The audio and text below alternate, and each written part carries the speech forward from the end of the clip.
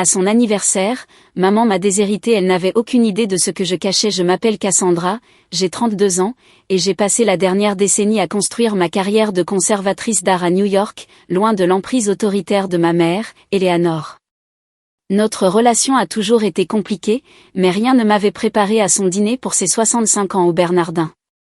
Entourée par la famille dans ce restaurant élégant, elle a fait teinter son verre, a planté son regard dans le mien et a annoncé avec un sourire narquois: « J'aurai officiellement Cassandra de mon testament. » Un silence de plomb s'est abattu sur la table. Je me suis contentée de sourire et de dire calmement: « Cela n'a plus d'importance, maman. » Mais avant de vous révéler ce qui s'est passé ensuite, d'où que vous regardiez cette vidéo, cliquez sur le bouton « J'aime » et abonnez-vous si vous avez déjà dû tenir tête à un membre de votre famille toxique. Grandir dans notre manoir de Beacon Hill à Boston n'était pas le conte de fées que cela paraissait de l'extérieur. Ma mère, Eleanor, venait d'une fortune ancienne, le genre de richesse qui se transmet de génération en génération et qui façonne entièrement la vision du monde de ses familles. D'aussi loin que je me souvienne, elle était toujours impeccablement habillée, parfaitement maîtresse d'elle-même et terriblement exigeante. Rien de ce que je faisais n'était jamais tout à fait assez bien. Mon père, William, était différent. Il avait bâti sa propre fortune dans la promotion immobilière, mais n'avait jamais oublié ses origines modestes. Il encourageait ma créativité et mon esprit d'indépendance, souvent aux grandes dames visibles de ma mère. Ces moments passés avec lui dans son bureau, où il me montrait des livres d'art et me racontait des histoires sur des tableaux célèbres, furent les plus heureux de mon enfance. Tout a changé quand j'ai eu 10 ans. Mon père est mort subitement d'une crise cardiaque, laissant derrière lui non seulement une fille dévastée, mais aussi un héritage conséquent qui devait être placé dans un fonds fiduciaire pour moi. Ma mère a pris le contrôle de tout, y compris des fonds qui auraient dû être séparés. J'étais trop jeune pour comprendre les détails financiers, mais assez grande pour sentir l'absence de la seule personne qui me soutenait vraiment. À peine 2 ans plus tard, alors que je faisais encore mon deuil, Eleanor s'est remariée. Richard Blackwell était un associé de mon père. Grand, distingué et calculé dans chacun de ses gestes. Il a emménagé dans notre maison avec ses clubs de golf et ses costumes d'affaires, s'appropriant les espaces de mon père comme s'ils avaient toujours été les siens. Ma mère s'est transformée du jour au lendemain, devenant encore plus obsédée par les apparences et le statut social. En moins d'1 an, mon demi-frère James est arrivé, suivi 18 mois plus tard par ma demi-sœur Amanda. Soudain, je n'étais plus seulement la fille en deuil. J'étais la pièce rapportée. Le favoritisme d'Eleanor n'était pas subtil. Tandis que mes jeunes frères et sœurs avaient droit à des fêtes d'anniversaire somptueuses avec des poneys et des clowns, mon 13e anniversaire est passé avec à peine une reconnaissance. Quand James a montré le moindre intérêt pour le football, il a eu un entraîneur particulier. Quand Amanda a voulu des leçons de ballet, elle les a reçues d'une ancienne danseuse étoile. Pendant ce temps, ma passion pour l'art était rejetée comme une rêverie peu pragmatique. Quand j'ai gagné un concours d'art scolaire à 14 ans, Eleanor n'a pas assisté à la cérémonie. Les activités créatives sont des passe-temps, Cassandra. Pas des carrières, m'a-t-elle informé au petit déjeuner le lendemain matin. Tu rejoindras l'entreprise familiale un jour. Mieux vaut te concentrer sur l'économie et les études de commerce. Richard n'était pas ouvertement cruel, mais il renforçait chacune des priorités d'Eleanor. Ta mère sait ce qui est le mieux, disait-il chaque fois que je protestais. Les enfants Blackwell comprennent l'importance de l'héritage familial. Cette phrase, les enfants Blackwell, était un rappel subtil mais constant que j'étais une Preston, pas une Blackwell, une étrangère. À 16 ans, j'avais appris à cacher mes vrais centres d'intérêt. J'ai rejoint l'équipe de débat et suivi des cours d'économie avancée comme on me l'avait ordonné, mais je passais secrètement mes week-ends au musée des Beaux-Arts de Boston à dessiner et à étudier. Madame Abernathy, ma professeure d'art, a reconnu quelque chose en moi et a commencé à mentionner des écoles d'art et des bourses d'études. Pour la première fois, j'ai entrevu une échappatoire possible. Le processus de candidature à l'université est devenu mon champ de bataille pour l'indépendance. Eleanor avait tracé ma vie, Harvard Business School, suivi d'un poste dans la société d'investissement familiale. J'ai postulé là-bas comme demandé, mais j'ai secrètement envoyé des candidatures à NYU et Columbia pour l'histoire de l'art. Quand les lettres d'acceptation sont arrivées, j'ai finalement trouvé le courage de tenir tête. Je vais à NYU, ai-je annoncé au dîner, posant ma lettre d'acceptation sur notre table en acajou. J'ai reçu une bourse partielle pour leur programme d'histoire de l'art. Le visage d'Eleanor s'est durci. Ne sois pas ridicule. Nous en avons discuté. Harvard t'a déjà réservé une place. Je n'ai jamais voulu de cette place, ai-je répondu, la voix tremblante mais déterminée. Papa aurait soutenu ça. La mention de mon père était un pas de trop. Eleanor a frappé la table de sa main, faisant sursauter les verres à eau en cristal. Ton père n'est pas là. Je le suis, et je sais ce qui est le mieux pour ton avenir. Cette nuit-là, Richard est venu dans ma chambre avec ce qu'il a appelé un compromis. Il paierait pour NYU si je faisais une double spécialisation en commerce. Fais un pas vers ta mère, m'a-t-il exhorté. L'harmonie familiale vaut bien quelques sacrifices. J'ai accepté, sans mentionner que la bourse de NYU, combinée à mon travail de serveuse, couvrirait la plupart des dépenses. Je planifiais déjà mon évasion, non seulement de leurs exigences éducatives, mais de leur contrôle tout entier. L'été avant l'université, j'ai cumulé 2 emplois et vendu les bijoux coûteux qu'ils m'avaient offerts pour mes 16 ans, constituant un fonds dont ils ignoraient tout. Le jour où j'ai déménagé à New York a été la première fois où j'ai eu l'impression de pouvoir respirer librement. Mon minuscule appartement en colocation dans l'East Village était à des années-lumière du luxe de Beacon Hill. Mais chaque affiche que je punaisais au mur et chaque tasse bon marché que j'achetais aux vendeurs de rue était mon choix. Pour la première fois, je construisais une vie qui était authentiquement la mienne, brique par brique, avec détermination. New York m'a accueilli comme une vieille amie qui attendait mon arrivée. Les rames de métro bondées, le bourdonnement constant de l'activité, les musées et les galeries à chaque coin de rue.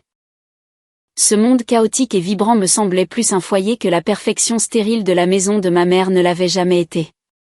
L'université était un défi d'une manière que je n'avais pas anticipée.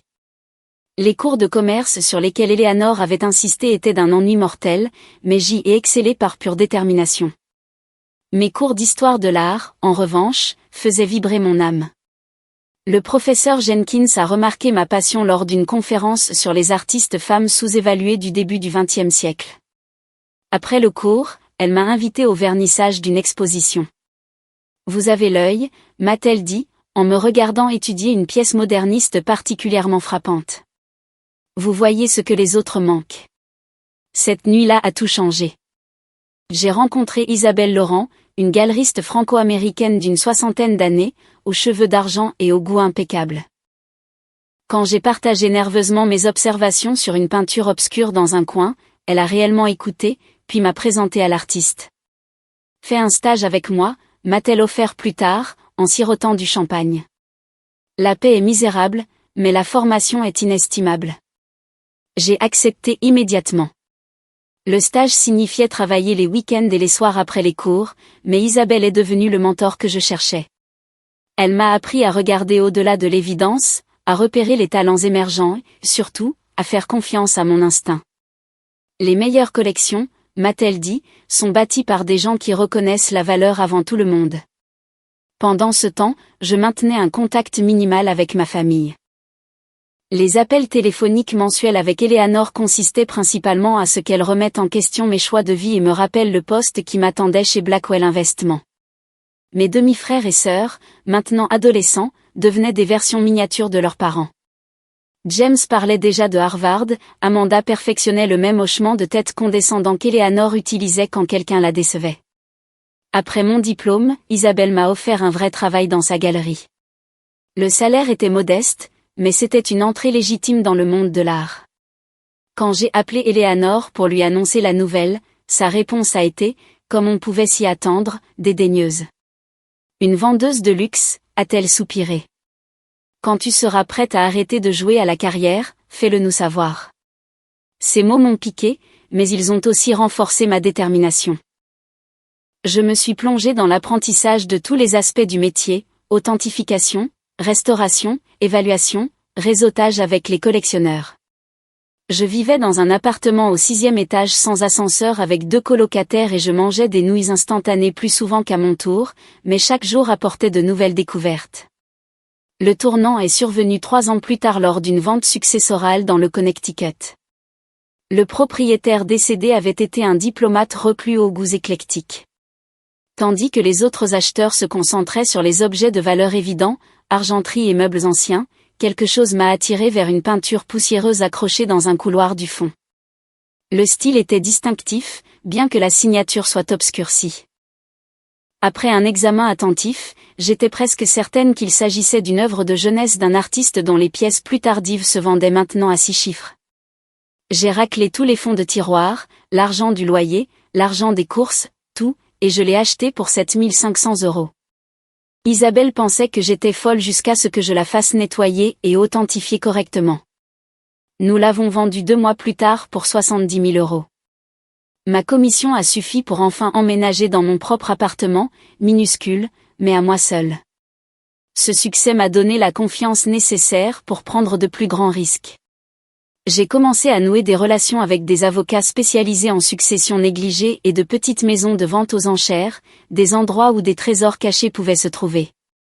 J'ai développé une réputation pour trouver des œuvres de valeur dans des lieux inattendus. De riches clients ont commencé à me demander de constituer des collections pour eux, faisant confiance à mon jugement. Pendant cette période, j'ai rencontré Daniel, un architecte dont le cabinet était spécialisé dans la rénovation de bâtiments historiques. Nous nous sommes rencontrés lors d'un vernissage où il était plus intéressé par les moulures d'origine du bâtiment que par l'art.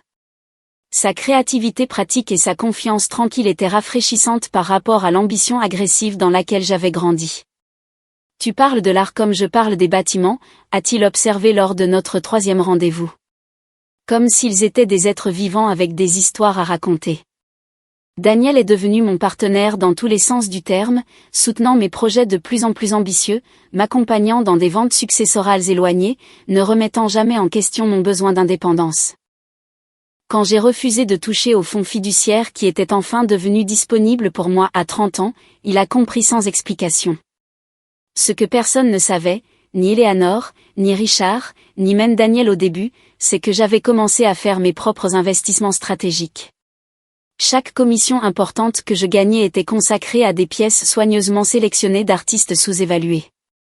Je les stockais dans une installation à température contrôlée sous le nom d'une société à responsabilité limitée qui ne pouvait pas être retracée jusqu'à moi. C'était ma police d'assurance secrète contre le besoin de l'argent ou de l'approbation de ma famille. L'ironie ne m'a pas échappé. J'étais finalement devenue une investisseuse, mais pas du genre qu'Eleanor avait imaginé. Au lieu de déplacer des actifs papier pour en extraire des pourcentages, je construisais quelque chose de tangible, quelque chose ayant une signification culturelle ainsi qu'une valeur monétaire. 6 ans après le début de ma carrière, j'ai reçu une invitation pour les vacances annuelles de la famille Blackwell à Martha's Vineyard. Je n'y étais pas allée depuis 3 ans, trouvant toujours des excuses professionnelles. Cette fois, l'assistante d'Eleanor a appelé à plusieurs reprises, insistant sur le fait que ma présence n'était pas négociable. Des photographies de famille devaient être prises pour le nouveau site web de la Fondation Blackwell, a-t-elle expliqué. J'y suis allée, emmenant Daniel comme soutien moral. Le week-end a été un cours magistral d'agression passive. Eleanor m'a présentée comme « ma fille qui travaille dans une galerie », tandis que James était « notre prodige de la finance », bien qu'ils viennent tout juste de sortir de l'école de commerce. Amanda, maintenant en faculté de droit, était la future juriste de la famille. Ma mère orientait habilement les conversations vers des réalisations que je ne pouvais pas revendiquer, investissements immobiliers, portefeuille d'actions, gestion de fonds fiduciaires. Le dernier soir, alors que nous étions assis sur la véranda à regarder le coucher de soleil, Eleanor a mentionné nonchalamment qu'il s'inquiétait pour mon avenir financier. Nous avons mis un poste de côté pour toi, a-t-elle dit comme si elle offrait une faveur immense, quelque chose d'adapté à ton profil créatif. La collection d'art familial a besoin d'une gestion appropriée. J'ai failli éclater de rire. La collection familiale se composait principalement de pièces d'investissement sûres, achetées sur les recommandations de conseillers. Rien de sélectionné avec passion ou discernement. L'offre était une autre laisse. Une autre façon de me faire rentrer dans le rang. Je me débrouille très bien toute seule, lui ai-je dit. Vraiment. Son sourire était acéré. D'après ce que nous comprenons, le travail de conservatrice de galerie paie à peine le loyer à New York. Il est temps d'être pragmatique, Cassandra. Je n'ai pas pris la peine d'expliquer que ma collection personnelle, cachée dans cette installation de stockage, avait récemment été évaluée à plus de 1,9 million d'euros. Laisse-la penser que j'avais des difficultés. Laisse-la croire que je finirais par revenir en rampant. Ce que je n'avais pas réalisé alors, c'est que ma rébellion silencieuse était sur le point d'entrer en collision avec un secret de famille qui allait tout changer. La lettre est arrivée un mardi, réexpédiée de mon ancien appartement.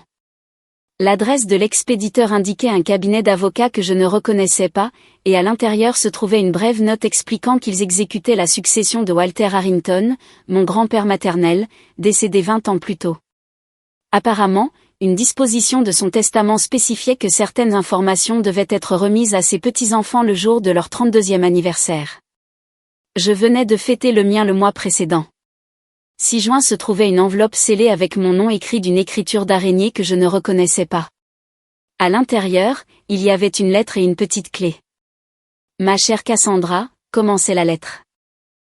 Si tu lis ceci, je suis partie depuis longtemps, et tu es devenue une femme que j'aurais aimé connaître. Il y a des choses sur notre famille que ta mère ne t'a peut-être jamais dites. Je me suis assise lourdement sur mon canapé. Je n'avais que de vagues souvenirs de mon grand-père, un homme grand aux yeux bienveillants, mort quand j'avais 12 ans. Ma mère parlait rarement de lui, sauf pour mentionner occasionnellement qu'il avait gaspillé des opportunités et manquait de sens des affaires. La lettre continuait, révélant une facette de mon grand-père que je n'avais jamais connue. Walter Harrington n'avait pas été l'échec financier qu'Eleanor avait décrit. Il avait été un collectionneur d'art avec un œil exceptionnel, constituant une collection dans les années 1950 et 1960, lorsque de nombreux artistes aujourd'hui précieux étaient encore abordables. La collection avait été sa passion, tenue à l'écart des affaires familiales. Ta grand-mère n'a jamais compris mon intérêt pour ces gribouillages, comme elle les appelait, écrivait-il. Ta mère a hérité de sa nature pragmatique, mais toi, même enfant, tu montrais une étincelle de curiosité pour la beauté qui me rappelait moi-même. Mes mains tremblaient. Mon grand-père écrivait qu'avant sa mort, craignant que sa collection ne soit vendue à la pièce pour un profit rapide, il en avait placé la majeure partie dans une installation de stockage sécurisée avec un bail prépayé de 50 ans. La clé dans l'enveloppe l'ouvrirait. Plus important encore, il avait créé un trust légal nommant ses petits-enfants comme bénéficiaires directs, court-circuitant complètement Eleanor. La collection est avouée à tes cousins maintenant, concluait-il. Bien que je soupçonne que tu sois la seule à vraiment apprécier ce qu'elle contient. Fais confiance à ton œil, Cassandra. Il te servira mieux que n'importe quel bilan. Je n'ai pas pu dormir cette nuit-là. Le lendemain matin, je me suis déclarée malade au travail et j'ai pris un train pour Philadelphie, où se trouvait l'installation de stockage. La trouver a pris des heures. L'adresse se trouvait dans une zone industrielle qui avait été partiellement réaménagée. Quand j'ai finalement localisé le bâtiment, maintenant une entreprise de stockage d'art spécialisée opérant sous un nom différent, j'ai craint le pire. Incroyablement, ils avaient encore des archives du trust. Après avoir vérifié mon identité, un directeur m'a conduite à travers des couloirs à température contrôlée jusqu'à une grande salle privée. Il a déverrouillé la porte extérieure, puis m'a laissé utiliser la clé de mon grand-père sur celle de l'intérieur. Rien n'aurait pu me préparer à ce que j'ai trouvé. La pièce était remplie de peintures, de sculptures et de portfolios d'œuvres sur papier soigneusement stockés. D'un coup d'œil, j'ai reconnu des pièces d'artistes dont j'avais étudié les premières œuvres dans les manuels, expressionnistes abstraits, premiers artistes du pop art, minimalistes qui étaient devenus plus tard légendaires. Ce n'étaient pas seulement de bonnes pièces. C'étaient des œuvres importantes de périodes critiques du développement de chaque artiste. J'ai passé des heures à tout parcourir, prenant des photos, vérifiant les signatures. À chaque pièce, mon émerveillement grandissait. Mon grand-père avait collectionné ces artistes alors qu'ils étaient encore émergents, lorsque leur travail était abordable pour un homme aux moyens modestes mais au goût excellent. Maintenant, beaucoup de ces pièces atteindraient des millions aux enchères. Le lendemain, j'ai contacté Helen Harrison, une avocate spécialisée en art avec qui j'avais travaillé sur des questions d'authentification. Après lui avoir expliqué la situation et lui avoir montré les photographies et la lettre, elle a accepté de m'aider à vérifier la propriété et à évaluer correctement la collection. Si elles sont authentiques et si la documentation du trust est solide, dit-elle prudemment, vous êtes assise sur une fortune, Cassandra. Mais les réclamations familiales peuvent devenir compliquées. Nous devons agir avec prudence. Au cours des mois suivants, nous avons travaillé méthodiquement. Hélène a vérifié le statut légal du trust. Il était inattaquable. La collection appartenait légalement aux petits-enfants, avec des dispositions pour une gestion professionnelle jusqu'à ce que nous la réclamions. Mes cousins du côté de ma mère, des parents éloignés que je connaissais à peine, devraient être informés éventuellement, mais en tant que celle qui avait découvert la collection, j'avais le droit prioritaire de superviser sa gestion. Pendant ce temps, j'ai fait appel à des experts de confiance pour authentifier les pièces clés. Chaque confirmation apportait à la fois de l'euphorie et des préoccupations stratégiques. Une seule peinture, un chef-d'œuvre de jeunesse d'un artiste mort jeune, était évaluée à 11 millions d'euros. La collection totale valait plus de 65 millions d'euros. Je faisais face à un dilemme éthique. Légalement, je n'étais pas obligé d'informer ma mère immédiatement. Le trust avait été délibérément structuré pour la contourner, mais garder une découverte aussi massive secrète me semblait trompeur. Je me suis confié à Daniel, lui montrant enfin des photographies de la collection. « Ton grand-père voulait que tu aies ça », a-t-il dit après avoir entendu toute l'histoire. Il s'est spécifiquement arrangé pour que tu la prennes loin de l'influence de ta mère. Mais 65 millions d'euros, Daniel, ça change tout. Seulement si tu le laisses faire, a-t-il répondu. La question est, que ferais-tu différemment en sachant que tu as cette sécurité? Sa question m'a fait réaliser que je ne changerais pas grand-chose à ma vie actuelle. J'aimais mon travail, notre appartement, la vie que nous construisions. La collection représentait la liberté et la sécurité, pas une raison de me transformer en quelqu'un d'autre. J'ai décidé de sécuriser la collection d'abord, avant toute annonce. En travaillant avec Hélène, j'ai tout fait assurer correctement et déplacer vers une installation de stockage de pointe à New York, sous la gestion d'un nouveau trust que je contrôlais. Nous avons également recherché la provenance de chaque pièce, nous assurant que mon grand-père avait tout acquis légalement et éthiquement. Le processus a pris près de 6 mois de travail secret intense. Pendant tout ce temps, la vie a continué normalement en surface. J'ai pris de nouveaux clients, visité des galeries, dîné avec les parents de Daniel. Occasionnellement, Eleanor appelait, généralement pour me rappeler une obligation familiale ou pour s'enquérir subtilement si je parvenais toujours à joindre les deux bouts dans ma petite carrière. Chaque conversation exigeait plus de retenue que la précédente. J'étais assise sur une information qui allait complètement remodeler la dynamique de notre famille. Pourtant, je ne pouvais pas la partager avant que tout ne soit légalement sécurisé. Le poids du secret était énorme, mais aussi étrangement stimulant. Pour la première fois de ma vie, je détenais une connaissance qui forcerait Eleanor à me voir différemment. Alors que le travail juridique touchait à sa fin, j'ai reçu une invitation gravée pour la célébration des 65 ans d'Eleanor, dans 2 mois. Le timing semblait presque prédestiné. D'ici là, tout serait finalisé. Ce serait l'occasion parfaite de révéler enfin ce que j'avais découvert et qui j'étais devenue, sans son aide ni son approbation. Les semaines précédant l'anniversaire d'Eleanor furent remplies d'une pression croissante de ma famille. Eleanor appela 2 fois pour confirmer ma présence. Chaque conversation était truffée de commentaires sur mes choix de carrière. James vient d'être nommé associé, tu sais, mentionna-t-elle nonchalamment lors de notre 2e appel. Le plus jeune de l'histoire du cabinet. C'est merveilleux, répondis-je en serrant les dents. Félicite-le de ma part, s'il te plaît. Il a toujours eu une telle concentration, continua-t-elle, la hargne des Blackwell. En parlant de ça, Richard et moi avons de nouveau discuté de ton avenir. Il y a toujours ce poste de gestion des actifs artistiques de la famille. Étant donné ton expérience, ce serait peut-être parfait. C'était un schéma familier. Faire miroiter des opportunités qui venaient avec des ficelles invisibles. Revenir à Boston. Travailler sous la supervision de Richard. Admettre que mon chemin indépendant avait été une erreur. Accepter ma place d'enfant moins réussi qui avait besoin d'être sauvé. En fait, je suis assez occupé avec plusieurs clients importants en ce moment, répondis-je, une demi-vérité qui évitait un rejet pur et simple. Des clients, répéta Eleanor, faisant sonner le mot comme un hobby. Eh bien, libère ton agenda pour le week-end de l'anniversaire. Le photographe de la famille sera là et nous avons besoin que tout le monde soit présent pour les portraits de la fondation. La fondation de la famille Blackwell était le dernier projet d'Eleanor et Richard, une organisation caritative qui, commodément, redorait le blason social de la famille tout en offrant des avantages fiscaux. Le site web et le matériel promotionnel présenteraient des photos de famille parfaitement coordonnées, projetant unité et succès. 2 semaines avant le dîner d'anniversaire, ma demi-sœur Amanda appela. Contrairement aux manipulations stratégiques d'Eleanor, l'approche d'Amanda était la condescendance directe. « Maman s'inquiète que tu arrives habillée comme une artiste bohème », dit-elle sans préambule. « Le dîner est au Bernardin, et il y aura des membres du conseil d'administration de la fondation. Pourrais-tu peut-être porter quelque chose d'approprié ?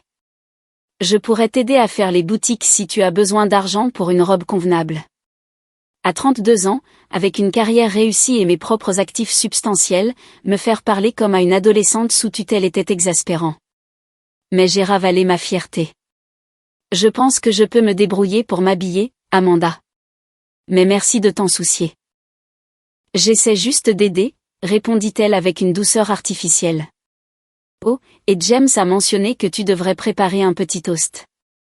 Quelque chose sur la façon dont les conseils de maman ont façonné ta vie. Rien de trop personnel. Après avoir raccroché, j'ai fait les 100 pas dans mon appartement, fumant de rage.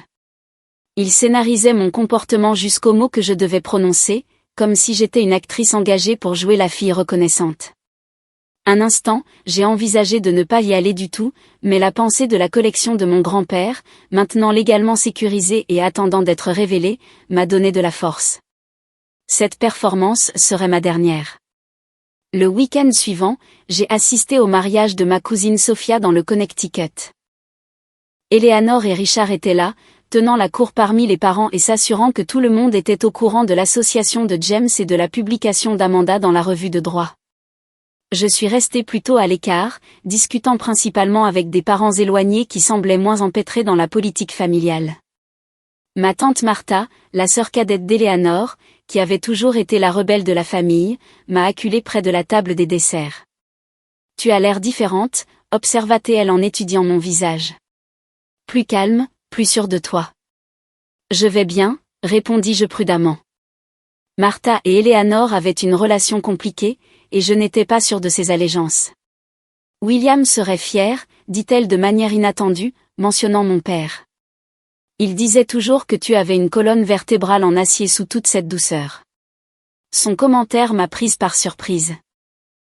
Vous étiez proches, toi et papa. Assez proches pour qu'il me parle de ses inquiétudes, dit-elle en baissant la voix, sur les plans d'Eleanor pour l'argent de la famille, sur le fait de s'assurer que tu sois protégé.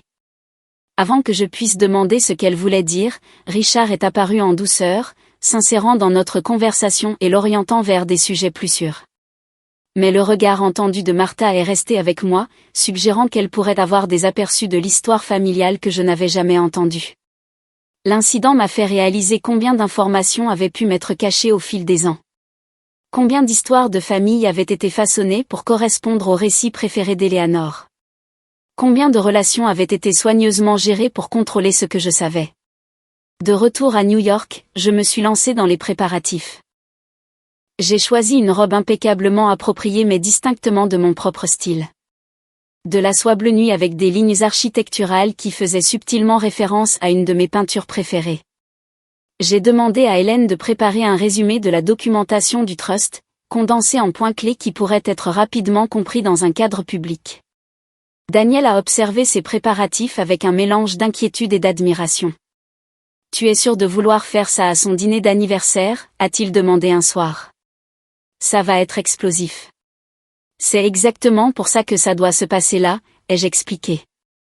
Les confrontations privées avec Eleanor se terminent toujours de la même manière. Elle rejette, dévie et réécrit le récit après coup. J'ai besoin de témoins. J'ai besoin de changer complètement la dynamique du pouvoir. La veille du dîner, j'ai reçu un texto d'un numéro inconnu. Quoi qu'il arrive demain, souviens-toi que tu as des alliés. Martha, ai-je supposé. Le message était cryptique, mais rassurant. Je n'étais pas aussi seule dans cette bataille familiale que je l'avais pensé. Quand le jour est enfin arrivé, je me sentais étrangement calme. Des années de tension allaient culminer en une seule soirée. Quoi qu'il arrive, demain, tout serait différent. Daniel m'a embrassé au revoir à la porte de notre appartement. Envoie-moi un texto quand ce sera fini, a-t-il dit. Je serai dans le coin si tu as besoin de moi. J'ai hoché la tête, reconnaissante pour son soutien, mais sachant que c'était une confrontation que je devais affronter seule. La voiture qu'Eleanor avait envoyée est arrivée précisément à l'heure. Alors que nous nous dirigions vers le restaurant, j'ai pensé à la lettre de mon grand-père et à l'héritage inattendu qu'il m'avait laissé. Pas seulement de l'art de valeur, mais le courage de revendiquer ma propre place dans le monde. La scène était prête, les acteurs se rassemblaient, et pour la première fois de ma vie, je contrôlais l'acte final. Le Bernardin scintillait d'un luxe discret à mon arrivée. Le maître d'hôtel a reconnu le nom de Blackwell, m'escortant immédiatement vers une salle à manger privée à l'arrière du restaurant. Des verres en cristal captaient la lumière des lustres modernes et des arrangements de roses blanches ornaient chaque table. Tout reflétait l'esthétique d'Eleanor, cher, mais sobre, impressionnant sans être ostentatoire. Richard était déjà là, parlant intensément avec deux hommes plus âgés que j'ai reconnus comme étant des membres du conseil d'administration de la fondation Blackwell. Il a acquiescé à mon arrivée mais n'a pas interrompu sa conversation.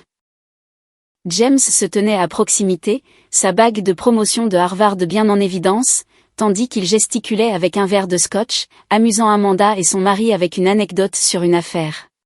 Mon cousin Thomas m'a aperçu le premier, s'éloignant d'une conversation pour me saluer avec une chaleur sincère. Cassandra, ça fait une éternité. Son sourire facile m'a rappelé les vacances d'été avant que la dynamique familiale ne devienne si tendue. Comment te traite le monde de l'art? Ça a été une année intéressante, ai-je répondu, acceptant la coupe de champagne qu'un serveur m'offrait. Et le cabinet médical? Thomas était l'exception de la famille, un pédiatre qui avait choisi la santé communautaire plutôt qu'une pratique privée lucrative. Eleanor tolérait ses choix car, le médecin de la famille, avait toujours un poids social, même s'il ne maximisait pas son potentiel de revenus. Gratifiant et épuisant, a-t-il ri. Mais je doute que l'un de nous reçoive beaucoup d'attention ce soir. Le Eleanor Show est sur le point de commencer. Comme sur un signal, ma tante Martha est arrivée, élégante en violet profond et suivie de son petit ami beaucoup plus jeune. Elle s'est dirigée droit vers moi, m'embrassant sur la joue et chuchotant « Tiens bon ce soir, quoi qu'il arrive ». Avant que je puisse répondre, il y a eu un changement subtil dans l'énergie de la pièce. Eleanor était arrivée. À 65 ans, ma mère restait saisissante, grande et mince, avec des cheveux blonds parfaitement colorés et le genre de posture assurée que l'argent ne peut acheter, mais que le privilège confère souvent. Elle portait une robe de créateur couleur crème qui coûtait probablement plus que le loyer mensuel de la plupart des gens, rehaussée d'un simple rang de perles que j'ai reconnu comme un héritage familial. Richard s'est immédiatement placé à ses côtés, jouant le mari dévoué. James et Amanda se sont approchés ensuite, formant le tableau familial parfait. Je suis restée où j'étais, observant la performance avec un regard neuf. Tout, de l'entrée soigneusement minutée d'Eleanor au regroupement familial stratégique, était chorégraphié pour renforcer le récit qu'elle avait créé sur notre famille. Finalement, Eleanor a fait le tour de la pièce, acceptant gracieusement les vœux d'anniversaire. Quand elle m'a atteinte, son sourire est resté figé, mais ses yeux sont devenus évaluateurs, notant chaque détail de mon apparence. Cassandra, tu as l'air en forme. La pause était délibérée. Je suis contente que tu aies pu caser ça dans ton emploi du temps. Je n'aurais manqué ça pour rien au monde, ai-je répondu honnêtement. Joyeux anniversaire, mère. Je lui ai tendu un petit paquet élégamment emballé. À l'intérieur se trouvait une première édition d'un livre sur les premiers collectionneurs d'art américains. Un cadeau significatif pour quelqu'un qui allait bientôt en apprendre davantage sur la collection de Walter Harrington. Eleanor m'a remercié avec la politesse automatique qu'elle avait perfectionnée pour recevoir des cadeaux qu'elle ne voulait pas particulièrement. Le dîner s'est déroulé avec le rythme bien rodé de la richesse. Plusieurs plats servis par un personnel discret, des accords mets et vins sélectionnés par un sommelier, une conversation qui évitait soigneusement tout ce qui était trop personnel ou controversé. J'ai participé au minimum, observant la dynamique familiale avec une clarté nouvelle. Comment n'avais-je jamais remarqué à quelle fréquence Richard coupait la parole à Eleanor, comment James imitait le geste de la main dédaigneux de son beau-père lorsque des parentes parlaient, comment les déclarations apparemment confiantes d'Amanda se terminaient toujours par un regard vers Eleanor pour approbation. Après le plat principal, Eleanor s'est levée, attirant toute l'attention. Avant le dessert, je veux remercier tout le monde d'avoir célébré avec moi aujourd'hui. Sa voix portait l'assurance absolue de quelqu'un qui n'a jamais remis en question sa place dans le monde. Atteindre 65 ans donne une perspective sur ce qui compte vraiment. L'héritage familial, les valeurs que nous transmettons. Des murmures d'approbation ont circulé autour de la table alors qu'elle continuait à parler du travail de la fondation et de l'importance de l'unité familiale. Puis son ton a subtilement changé. Une partie du leadership familial responsable consiste à prendre des décisions difficiles pour l'avenir, a-t-elle dit, son regard balayant la table avant de se poser sur moi. C'est pourquoi Richard et moi avons récemment mis à jour notre planification successorale. La pièce s'est tue. C'était inattendu. Discuter de questions financières lors d'une célébration d'anniversaire enfreignait les règles sociales habituelles. La plupart des arrangements restent tels qu'ils étaient établis, a poursuivi Eleanor en douceur. À une exception près. Elle a marqué une pause pour les faits. Après mûre réflexion, nous avons décidé de retirer Cassandra de la structure d'héritage principale. Le silence est devenu choqué. Même ceux qui connaissaient notre relation tendue semblaient surpris par l'annonce publique. J'ai senti tous les yeux de la pièce se tourner vers moi. Les expressions allaient de l'embarras à la curiosité morbide. Ce n'est pas une décision que nous avons prise à la légère, a ajouté Eleanor, sa voix s'adoucissant avec une préoccupation calculée. Mais Cassandra a choisi à plusieurs reprises de se distancer des responsabilités et des opportunités familiales. L'héritage Blackwell exige une intendance de la part de ceux qui sont attachés à ses valeurs.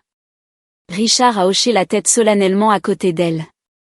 James étudiait son verre d'eau tandis que l'expression d'Amanda mêlait sympathie et satisfaction. Les membres du conseil d'administration de la fondation semblaient mal à l'aise mais pas surpris. Eleanor n'avait pas fini.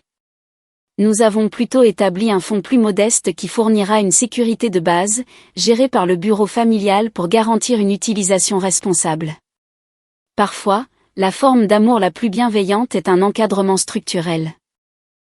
La condescendance était à couper le souffle, positionnant ma déshérence comme un acte de parentalité bienveillante plutôt qu'une punition pour mon indépendance. Autrefois, ce moment m'aurait dévasté, déclenchant honte et doute de soi. Maintenant, il semblait presque libérateur. J'ai souri, un sourire sincère qui a clairement déstabilisé Eleanor. Elle s'attendait à des larmes, de la colère ou un silence embarrassé, pas à un calme amusement. Voudrais-tu partager ce que tu trouves si amusant, Cassandra ? A-t-elle demandé, la première pointe d'agacement fissurant son masque parfait. En fait, oui. Je me suis levée, la voix stable. Cela n'a plus d'importance, maman, parce que j'ai récemment découvert quelque chose d'intéressant sur notre histoire familiale. Le sourire d'Eleanor s'est figé alors que je prenais mon sac à main, en sortant le dossier qu'Hélène avait préparé. Savais-tu que grand-père Walter était un collectionneur d'art, ai-je demandé d'un ton conversationnel, comme si je discutais d'une légère curiosité plutôt que d'une révélation qui allait changer la famille. Mon père a touché un peu à l'achat de quelques peintures, a rejeté Eleanor. Rien de significatif. Ce n'est pas tout à fait exact, ai-je poursuivi en ouvrant le dossier. Il y a 6 mois, j'ai reçu une lettre et une clé que grand-père avait fait en sorte de me faire livrer pour mon 32e anniversaire.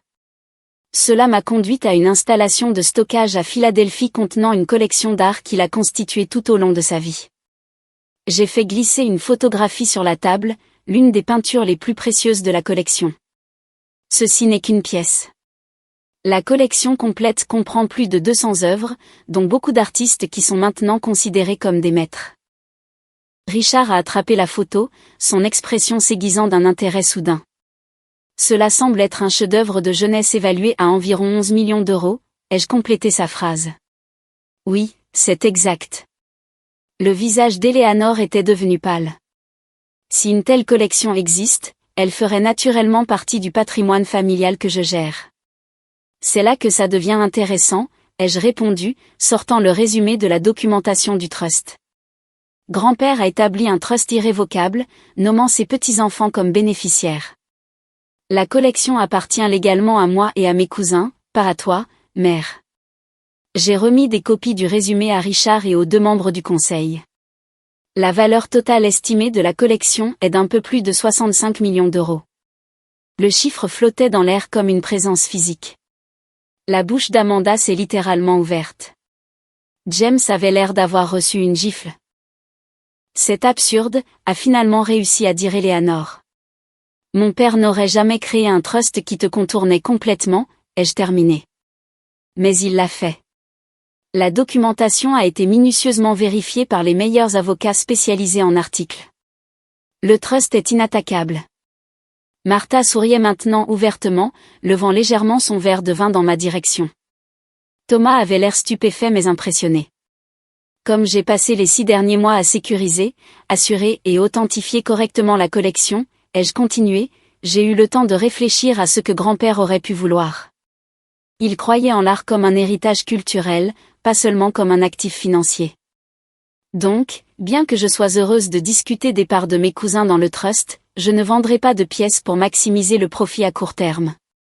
L'expression de Richard était passée du choc au calcul. Cela nécessite une discussion plus approfondie dans un cadre plus privé. Les affaires de famille ne devraient pas être annoncées publiquement. Je suis tout à fait d'accord, l'ai-je interrompu. Et pourtant, nous y voilà. Le calme d'Eleanor s'est finalement brisé. Tu sais ça depuis des mois et tu n'as rien dit alors que nous nous inquiétions pour ta sécurité financière, ton avenir. Oui, ai-je simplement reconnu. Je le savais, tout comme tu connaissais les trusts que mon père avait établis pour moi et qui ont été mystérieusement modifiés après sa mort. Tout comme tu connaissais l'histoire de la famille que tu as sélectivement éditée pour maintenir le contrôle. Le restaurant est soudainement devenu trop petit, trop public pour le tremblement de terre familial qui se déroulait. Mais il n'y avait plus de retour en arrière possible. Le visage d'Eleanor a rougi de colère. Comment oses-tu me tendre une embuscade à mon dîner d'anniversaire avec ces accusations ridicules? Quoi que ton grand-père ait laissé, c'était une propriété familiale dont il avait tout à fait le droit de disposer comme il le souhaitait, les jeux coupés, ma voix calme mais ferme. Tout comme tu avais apparemment tout à fait le droit d'annoncer que tu me rayais de ton testament devant tout le monde. La différence, c'est que je n'essaie de contrôler personne d'autre avec mon héritage. Richard a tenté de prendre la situation en main. C'est inapproprié. Nous devrions poursuivre cette discussion en privé avec nos avocats présents. Mes avocats ont déjà terminé tout le travail juridique nécessaire, ai-je répondu. La collection est sécurisée, authentifiée et gérée correctement par le trust. Ce n'est pas une négociation, Richard. C'est une notification. James s'est penché en avant, son instinct des affaires prenant le dessus. S'il y a vraiment une collection valant 65 millions, il est certain qu'en tant que famille, nous devrions tous en bénéficier. Et Amanda et moi? Le trust nomme spécifiquement les petits-enfants de Walter Harrington, ai-je expliqué. Cela m'inclut, ainsi que Thomas et nos cousins Sophia et Michael. Pas les petits-enfants par alliance. Le visage d'Amanda s'est durci. C'est pratique pour toi, n'est-ce pas? Découvrir soudainement une fortune qui nous exclut après toutes ces années de... De quoi, Amanda, ai-je demandé doucement. Des années à me faire rappeler que j'étais moins importante que toi et James. Des années à voir chaque choix de carrière remis en question, chaque accomplissement diminué. Ne prétends pas que nous avons jamais été traités sur un pied d'égalité dans cette famille. Le serveur a choisi ce moment malheureux pour s'approcher avec les chariots de dessert. Eleanor l'a renvoyé d'un geste impérieux. Tu as clairement orchestré cette annonce pour causer un embarras maximal, a-t-elle sifflé, abandonnant toute prétention de calme. Cette démonstration vengeresse prouve exactement pourquoi on ne devrait pas te confier des actifs importants. Je n'ai rien orchestré, mère. Grand-père a pris ses dispositions il y a 20 ans, et le moment de ce dîner était ton choix. Mais oui, j'ai attendu que tout soit légalement sécurisé avant de te le dire. Compte tenu de ton habitude de contrôler les ressources familiales, cela semblait prudent. Thomas s'est raclé la gorge. Je pense que nous devrions tous prendre un moment pour. Restant dehors de ça, lui a lancé Eleanor avant de se tourner vers moi. Tu n'as aucune idée de ce que tu fais. Les collections d'art nécessitent une gestion sophistiquée, des connexions internationales, des stratégies fiscales. En fait, c'est exactement ce que je fais dans la vie, lui ai-je rappelé. Je gère des collections importantes pour des clients du monde entier. J'ai construit une carrière que tu as constamment dénigrée comme un jeu de vendeuse, alors qu'en réalité, je suis devenue l'une des conseillères les plus respectées dans mon domaine. Richard a essayé une autre approche. Cassandra, personne ne remet en question ton enthousiasme pour l'art, mais gérer des actifs de cette ampleur nécessite de l'expérience avec la richesse. Laisse-nous t'aider à prendre des décisions sages. Comme la façon dont vous vous êtes servi dans les fonds du trust de mon père, ai-je demandé sèchement. La pièce est devenue silencieuse. Je n'avais pas prévu d'aborder ce sujet, mais les souvenirs bouillonnaient depuis des années. Je ne vois pas de quoi tu parles, a dit Eleanor, trop rapidement. Quand j'ai eu 25 ans, j'ai demandé à un conseiller financier indépendant d'examiner le trust que papa avait établi pour moi, et j'expliquais. Les documents originaux montraient qu'il aurait dû valoir près du double de ce qui s'y trouvait réellement. Des frais de gestion importants avaient été prélevés, ainsi que plusieurs investissements dans des projets Blackwell qui ont mystérieusement sous-performé. Martha a pris la parole de manière inattendue. William s'en inquiétait toujours. Il m'avait dit qu'il avait mis en place des protections, mais après sa mort. Après sa mort, mère a pris le contrôle, ai-je terminé. Tout comme elle a contrôlé chaque récit dans cette famille. Comment grand-père était un homme d'affaires raté plutôt qu'un collectionneur visionnaire. Comment ma carrière est un passe-temps futile plutôt qu'un succès professionnel. Comment tout tourne autour du sacro-saint nom et héritage Blackwell. Eleanor s'est levée brusquement. Je ne me laisserai pas parler de cette façon par ma propre fille. Tu n'as aucune idée des sacrifices que j'ai faits pour cette famille, du travail nécessaire pour construire et maintenir ce que nous avons. Je comprends le sacrifice mieux que tu ne le penses, ai-je répliqué. J'ai construit ma carrière sans utiliser le nom ou les relations de la famille. J'ai cumulé plusieurs emplois pour éviter de prendre de l'argent avec des conditions. J'ai créé ma propre sécurité quand tu n'offrais qu'un soutien conditionnel. Les 2 membres du conseil d'administration de la fondation ont échangé des regards mal à l'aise, souhaitant clairement être ailleurs. L'un d'eux a murmuré quelque chose sur les affaires de famille et a commencé à rassembler ses affaires. Eleanor a reconnu les dégâts sociaux qui se propageaient et a immédiatement changé de tactique. Son expression s'est adoucie en une préoccupation calculée. Cassandra, ma chérie, tu es clairement bouleversée. Nous ne voulons que ce qui est le mieux pour toi. Peut-être devrions-nous en discuter demain, quand les émotions ne seront pas si vives. Le changement soudain vers une sollicitude maternelle de façade était si transparent que cela m'a presque fait rire. Je ne suis pas bouleversée, mère. Pour la première fois depuis des années, je vois parfaitement clair où nous en sommes. Je n'ai pas besoin d'être incluse dans ton testament, tes portraits de famille ou la publicité de ta fondation. J'ai mon propre chemin maintenant. Richard a tenté un dernier angle. Les contestations juridiques de ce supposé trust seraient considérables. De l'art de cette valeur, cachée pendant des décennies. Des questions de provenance, des implications fiscales. Déjà traitées, les jeux assurés. Grand-père tenait des registres méticuleux de chaque achat. La collection a été correctement déclarée aux autorités fiscales, avec toutes les déclarations nécessaires remplies. Et plus important encore, l'art lui-même se trouve maintenant dans un lieu sécurisé auquel seuls les administrateurs du trust peuvent accéder. Le visage d'Eleanor était passé de rouge à cendré. Elle faisait soudain son âge, 65 ans. Tu as planifié ça pendant des mois. J'ai construit une vie indépendante pendant des années, ai-je corrigé. Trouver la collection a simplement confirmé que j'étais sur la bonne voie depuis le début. Amanda, jamais subtile, est allée au cœur de ses préoccupations. Alors, qu'advient-il de l'art? Recevons-nous chacun des pièces? Est-ce qu'on le vend? Quelle est la valeur de notre part? Le trust est structuré pour maintenir la collection intacte pendant au moins 10 ans, ai-je expliqué.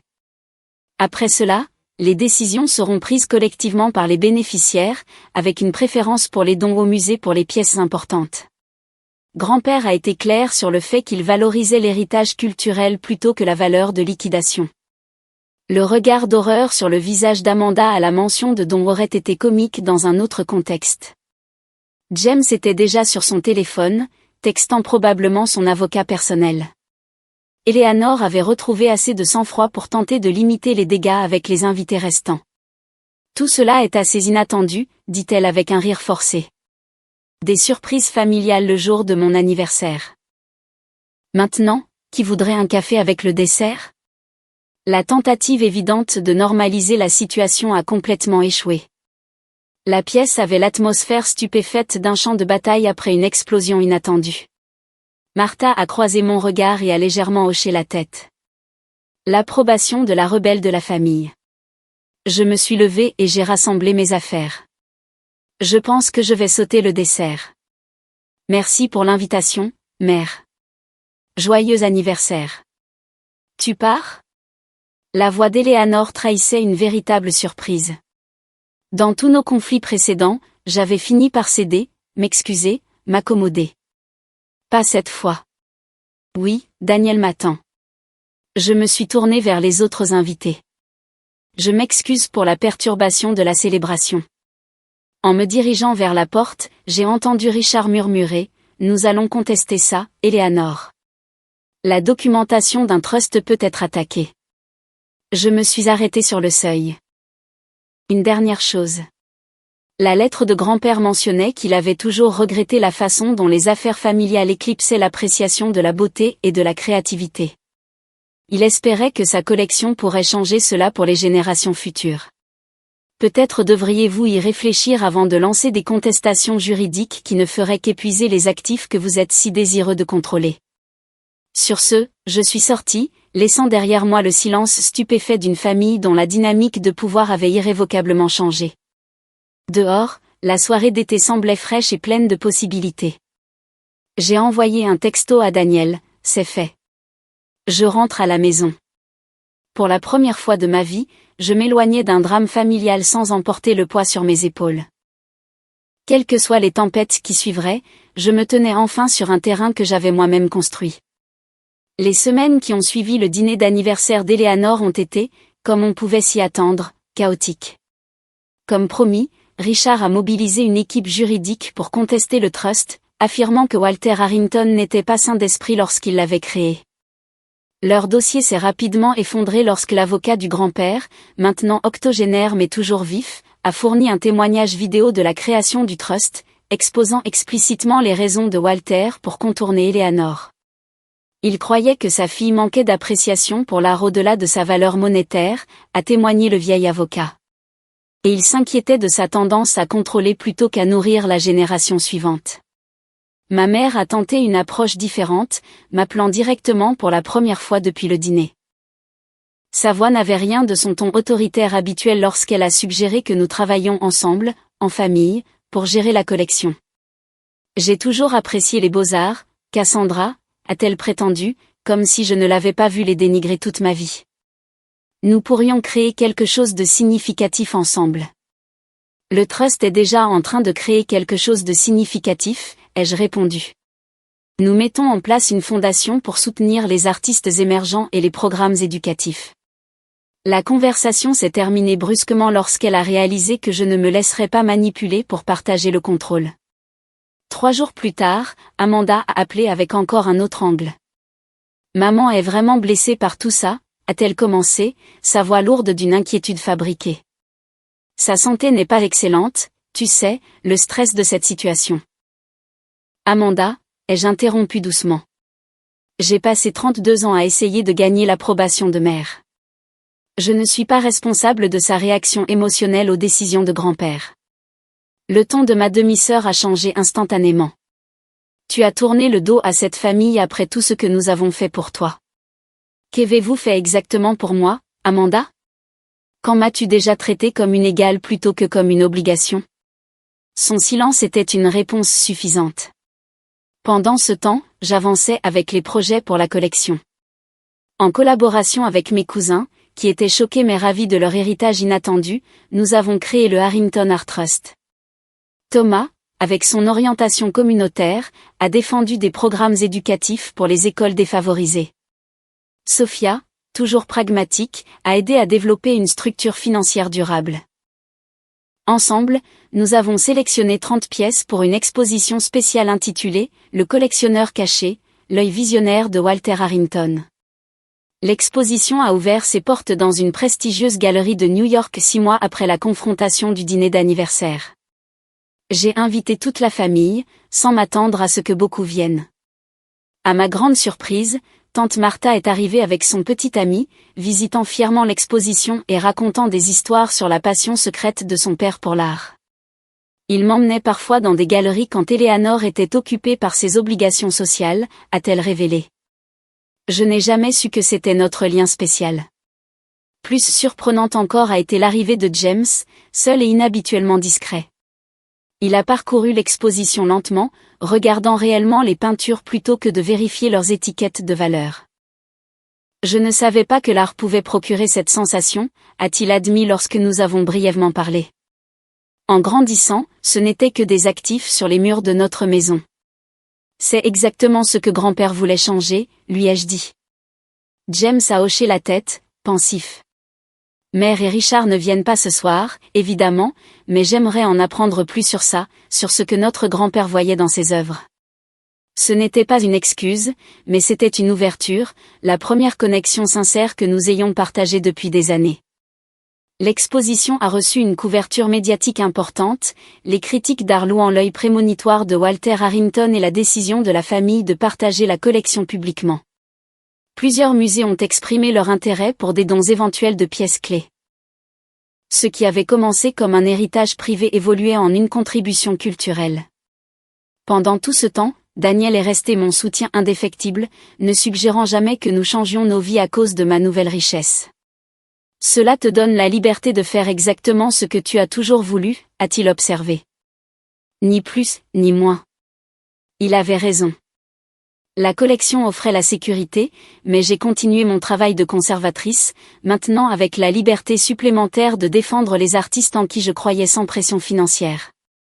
Nous avons déménagé dans un appartement légèrement plus grand, mais sommes restés dans le même quartier que nous aimions. Le changement le plus significatif a été de pouvoir créer un fonds de bourse pour les étudiants en art issus de milieux défavorisés, créant des opportunités que j'aurais aimé avoir lorsque je luttais pour trouver ma voie. 3 mois après l'exposition, Eleanor a de nouveau pris contact, cette fois par l'intermédiaire de son assistante, demandant une réunion. Après mûre réflexion, j'ai accepté un café dans un lieu neutre. Elle est arrivée précisément à l'heure, paraissant plus âgée et moins redoutable que dans mes souvenirs. Nous avons échangé des salutations polies avant qu'elle n'en vienne au fait. L'exposition était impressionnante, a-t-elle admis. Plusieurs membres du conseil d'administration de notre fondation y ont assisté et n'ont pas tari d'éloges. Je suis contente qu'ils aient apprécié. Eleanor a étudié sa tasse de café. Ton grand-père et moi avions une relation compliquée. Il n'a jamais approuvé mon obsession pour la sécurité financière. Il avait des priorités différentes, ai-je reconnu, sans approuver ni désapprouver. Peut-être ai-je été inflexible sur certaines choses, a-t-elle poursuivi, luttant clairement avec chaque mot. Ton parcours professionnel, par exemple. Venant d'Eleanor, cette quasi-admission hésitante était l'équivalent d'une excuse spectaculaire.